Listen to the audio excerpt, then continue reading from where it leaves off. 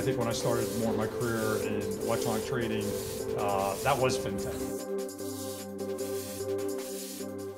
First and foremost, can you tell us about Equinix? Yeah, Equinix, we actually are an interconnection firm, and what we do is at the core, what we do is we run 145 data centers around the globe. So those data centers are in 40 markets, 21 countries on 5 continents. So what we do is basically we have 8,000 customers in those data centers that span a number of different verticals, and one of our more mature verticals are, well, 2 verticals are network and financial services. So traditionally, if you looked at FinTech and you looked at electronic trading in that particular space, we basically have that deployed throughout the globe, whether it's foreign currency trading, about 95% of the flow with us, all the way out to derivatives.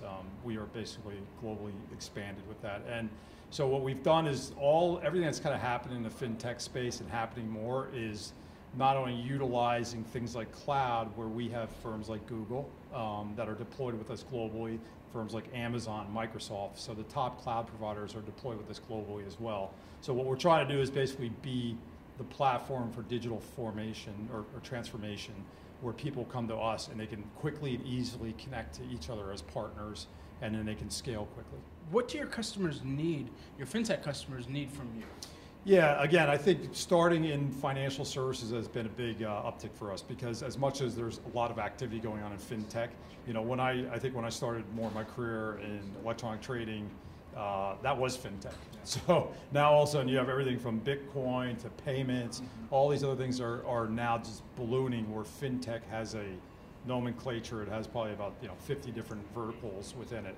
But what they really come to us, so fortunately, we have some of the major traditional platforms, but then we also have firms like Wealthfront that are deployed with us. And what they want to do is the smaller firms come in because they're moving so quickly, they're becoming platforms very quickly, so they need to scale very quickly.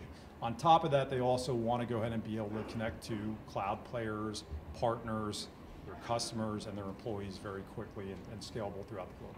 So what would you say is kind of the future of FinTech? Where do you see it heading?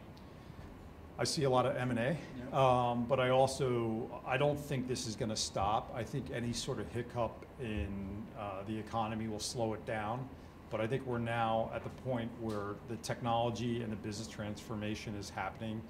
You can look and see every CEO and CIO are pretty much tied together at the hip, trying to figure out their strategy of moving forward. So I do see M&A activity increasing where the bigger legacy systems need to move.